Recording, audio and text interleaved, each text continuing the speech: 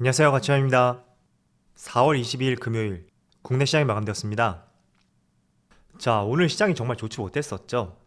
출발부터 0.8% 가까운 개파락으로 출발했었고 내내 시초가를 회복하지 못했어요. 그런데 장 종료 직전에 약간은 돌려 세우는 모습이 나오긴 했었어도 굉장히 미미했다고 생각이 되고요. 아무튼 주말 앞두고 좋지 못한 모습이네요. 자, 코스닥도 비슷한 흐름이었고 하락폭도 그렇게 큰 차이를 보이진 않는 것 같습니다. 0.7% 하락이 나왔죠. 자, 그리고 시가총액 상위 종목들을 보면 오늘은 금융주 두 종목만 강세를 보여주었고 나머지는 모두 약세를 보여주었습니다. 특히 화학주, LG화학의 약세가 돋보이는 것 같은데 화학주는 유가 상승과 굉장히 반비례되는 관계를 보여주고 있어요. 그래서 아무래도 유가가 상승하게 되면 탄력적인 주가의 상승을 기대해보긴 어렵다. 그렇게 이해를 한번 해보시고요. 그리고 반도체 관련주도 오늘 굉장히 부진했었죠. 그리고 코스닥. 자, 오늘 코스닥도 별다른 특징 없이 대부분의 종목들이 파란불을 보여주었고 이렇게 상승폭을 보더라도 오늘은 정말 시장이 어려웠던 것 같습니다. 자, 이어서 코스피의 수급을 살펴보면 오늘은 기관에 많은 순매도가 나왔어요.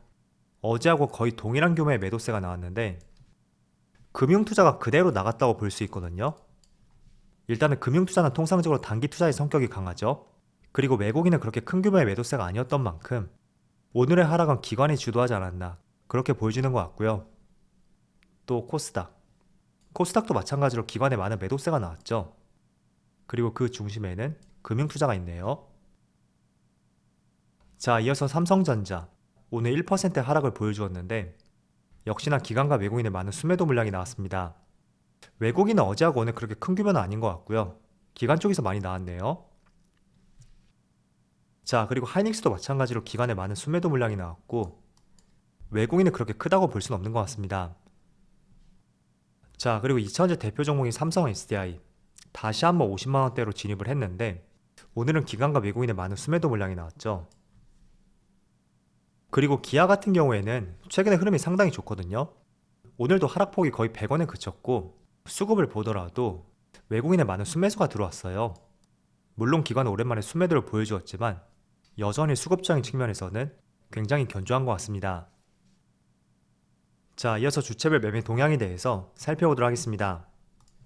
4월 22일 외국인이 가장 많이 매수한 종목은 KB금융, 일동제약, 기아, 신한지주, LG에너지솔루션 이렇게 다 종목을 순매수 상위종에 올렸습니다.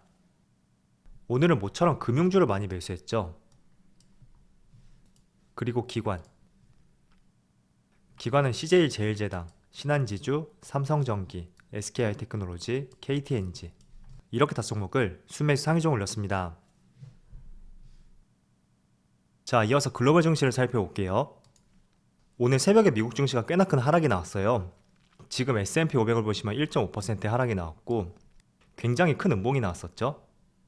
그리고 장중 한때는 1.2%까지도 상승이 나왔었는데 결과적으로 1.5% 하락으로 마감이 되었고 고점 대비 저점까지 거의 2.7% 하락이 나왔습니다.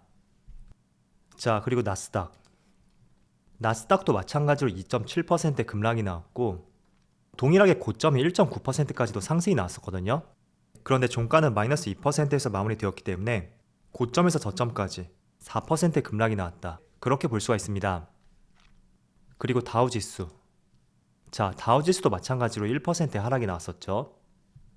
그리고 다른 아시아 증시를 한번 살펴보면 일본 니케이도 1.8% 급락이 나오고 있고 대만도 0.8% 상해지수만 약보합을 보여주고 있습니다. 다시 나스닥으로 오면 분봉으로 볼게요. 자, 나스닥의 흐름을 보면 장 초반에는 굉장히 큰 상승으로 출발했었어요. 아무래도 테슬라의 실적 발표와 함께 테슬라의 시초가가 10% 이상으로 출발했었거든요.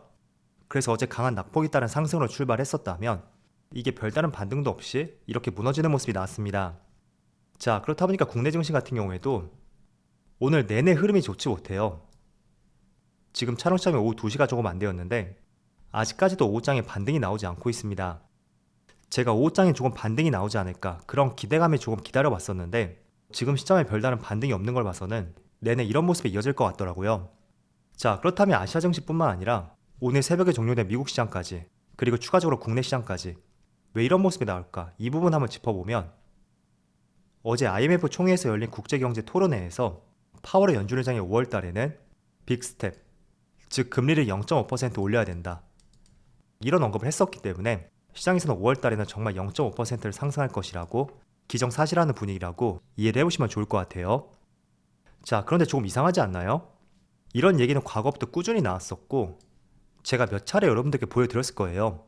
지난달에는 0.25% 올렸다고 하더라도 두 달 뒤 5월 FMC에서는 0.5%를 올릴 가능성이 상당히 높다, 이런 언급을 해드렸었고 조금만 기사를 찾아봐도 확률적으로 0.5%의 상승 가능성이 높다, 그 점을 알 수가 있습니다. 그런데 어제는 이런 발언이 나왔고 한 차례 시장이 급락이 나왔다. 이 부분을 저는 이렇게 해석하고 있거든요.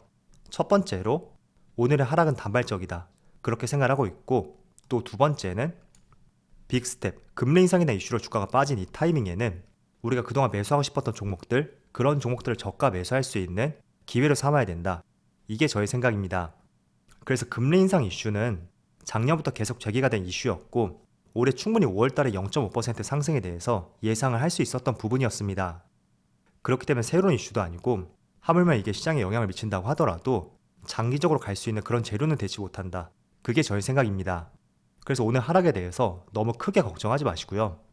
저는 충분히 다음 주에 시장이 다시 돌아설 수 있을 것이라고 판단하고 있고, 이것보다 사실 가장 중요한 것은 빠르면 연말 혹은 내년부터 정말로 경기 침체가 올 수 있는지, 이 부분이 정말 가장 중요하지 않을까, 그렇게 말씀드리겠습니다. 그래서 금리 인상에 따른 주가 하락, 지금은 바닥을 다지는 단계이고 한 번 더 강하게 다졌을 뿐이다, 그렇게 이해해 보시면 좋을 것 같아요. 자, 오늘 이렇게 파월 의장의 빅스텝을 예고함에 따라서 10년물 국채금리가 다시 한번 큰 상승을 보여주었어요. 어느덧 10년물 국채금리가 거의 3%대까지 올라왔고 월간 차트를 한번 비교해 볼게요. 이 당시가 2018년 말이었고요. 이때는 2014년 초, 지난 10년간의 고점대하고 거의 비슷한 수준까지 올라온 것을 확인해 볼 수가 있겠죠. 자, 그래서 오늘도 시장이 좋지 못하다 보니까 항상 이렇게 시장이 좋지 못할 때마다 인버스의 성격을 띠고 있는 업종들이 있을 텐데, 예를 들어 인플레이션 관련주들, 오늘도 그쪽에서 많은 상승이 나왔어요. 자, 그럼 말 나온 김에 최근에 원자재 가격들 어느 수준을 보여주고 있는지 같이 한번 체크해 보도록 하겠습니다. 자, 먼저 선물 가격이고요. 좌측이 천연가스, 우측이 서부 텍사스유, 국제유가라고 보시면 돼요. 자, 천연가스는 3월달부터 다시 한번 가파른 상승이 나오고 있고, 반면에 유가 3월 초에 고점을 형성하고 이 고점대에서 계속 횡보하는 모습을 보여주고 있습니다. 그래서 천연가스하고는 조금 다른 움직임을 보여주고 있죠. 자, 그리고 알루미늄 가격, 이것도 국제유가하고 비슷한 모습을 보여주고 있어요.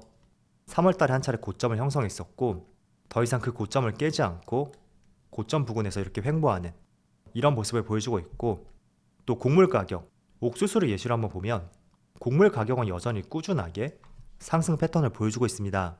자, 그래서 원자재마다 조금의 성격의 차이는 있고 속도의 차이도 있는 것 같아요. 그렇지만 원자재 가격 중에서 가장 중심이 되는 것이 저는 국제유가라고 생각을 하고 있거든요. 그런데 이 국제유가가 3월달에 한 차례 고점을 형성하고 더 이상 그 고점을 깨지 않고 지금 횡보하는 모습을 보여주고 있습니다. 그래서 일각에서는 국제유가가 150달러를 돌파할 것이다, 또 조금 더 비관적으로 보는 곳은 200달러도 돌파할 것이다, 그런 의견들이 분분하죠. 그렇지만 전쟁이 장기화됨에도 불구하고 이 유가가 더 이상 상승하지 않고 90달러에서 많게는 115달러 이 수준을 계속 유지하고 있는데, 이 부분이 계속 유지가 된다면 저는 충분히 다른 원자재 가격도 이제는 피크를 형성할 가능성도 있다, 그렇게 판단하고 있습니다. 왜냐하면 국제유가 같은 경우에는 이 원자재 가격의 바로미터가 될 수 있거든요. 그래서 국제유가를 참조한다는 것은 다른 원자재 가격도 약간의 속도 차이와 높이의 차이는 있겠지만 그 흐름 자체가 대동소이할 것이다, 그렇게 보시면 좋을 것 같아요. 그래서 이렇게 한 차례 말씀을 드려봤고요. 자, 그리고 연준에서 지금 3월달부터 본격적으로 금리 인상을 시작을 했습니다. 그리고 매번 FOMC 회의 때마다 금리 인상을 예고하고 있는데 3월달에는 0.25%, 그리고 5월달에는 0.5% 이렇게 단계적으로 인상을 예고하고 있습니다. 자, 금리를 인상한다는 것은 결국에는 인플레이션을 잡겠다, 그런 의도라고 볼 수 있고, 자, 그렇다면 실제로 인플레이션이 조금씩 잡혀 나간다면 지금처럼 인플레이션 관련주들이 강세를 보일 때 그 시기가 지나고 나서 과연 어떤 업종들이 상승이 나올 수 있는지 그 부분 한번 생각해 보셨나요? 저는 이게 3월달부터 금리를 인상했지만 바로 인플레이션이 잡힐 것이라고는 생각하진 않아요. 최소한 2번, 3번 몇 차례 금리를 더 올려야 되고 조금의 시차를 두고 그제서야 비로소 인플레이션이 조금씩 잡혀 나갈 것이다. 그렇게 생각을 하고 있습니다. 그래서 3월달에 한 차례 올렸고 5월달도 한 차례 인상을 하게 된다면 제 생각에는 본격적으로 인플레이션이 잡힐 수 있는 것은 정말 빨라야 3분기가 되지 않을까 그런 생각을 가지고 있어요. 자, 그렇다면 실제로 인플레이션이 조금씩 잡혀 나간다면 그 다음 타저로서 어떤 업종에 대한 상승을 기대해 볼 수 있는지 저는 그때는 다시 한번 성장주의 강세가 이어지지 않을까 이렇게 생각을 하고 있습니다. 즉 금리 인상을 했고 그게 기업들의 이자 부담 증가와 함께 실제로 영업이익이 훼손된다고 하더라도 그 부분을 상쇄시킬 수 있는 것은 결국에는 실적이라고 볼 수 있거든요. 아무리 이자 부담이 증가한다고 하더라도 과거보다 더 많은 매출을 올리게 된다면 영업이익은 더 증가할 수가 있습니다. 자, 그렇다면 그 대표적인 업종들이 무엇일까요? 금리 인상을 했음에도 불구하고 꾸준히 매출 증가를 기대해 볼 수 있는 업종, 저는 당연히 성장주라고 생각하고 있고 그런 관점에서 봤을 때 다음 타자, 그런 업종들을 발굴하고 지금은 씨를 뿌리고 기다릴 때이다. 그런 말씀을 드리고 싶습니다. 그래서 대표적인 성장성을 겸비한 기업이 항상 말씀을 드리지만 2차전지 관련주들 그리고 어제 말씀을 드렸던 폐배터리 관련 쪽도 그쪽도 한번 고려를 해보시고요. 또 반도체 관련주들 지금 삼성전자를 비롯해서 많은 분들이 굉장히 종목에 대해서 욕을 하고 계실 거예요. 그렇지만 저는 이런 부분을 다 견뎌내고 분명히 고점을 향해서 추가 상승을 기대해 볼 수 있는 대표적인 산업과 업종이라고 생각하고 있습니다. 그래서 이런 부분도 한번 참조를 해보시고요. 또 그리고 탄소중립 관련주들 이런 쪽도 대표적인 성장 업종이 될 수 있겠죠. 자, 그래서 지수를 보면 오늘 코스피가 1% 가까운 하락이 나오긴 했어도 이 박스권 하단 여기를 더 이상 이탈하진 않고 있어요. 본격적으로 금리 인상을 시작했고 또 원자재 가격이 많이 급등을 했음에도 불구하고 과거 저점을 이탈하지 않고 있다 라는 것은 충분히 다시 한번 시장이 돌아설 수 있는 가능성을 기대를 해봐야 됩니다.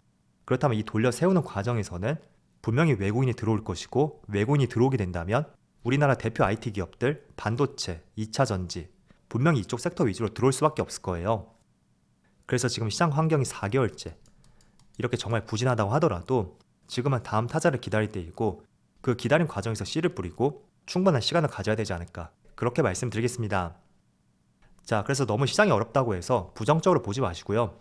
주식을 오래 하신 분들이라면 지금의 시장 분위기가 딱히 특별한 시점도 아니라고 생각이 될 거예요. 과거 2020년이 특수한 경우였지 지난 10년 동안 항상 이런 구간의 연속이었던 만큼 조금만 더 인내를 해보자고 말씀드리겠습니다. 자, 그럼 오늘 영상 여기서 마치도록 하고요. 언제나 여러분들의 성공 투자를 기원하도록 하겠습니다. 감사합니다.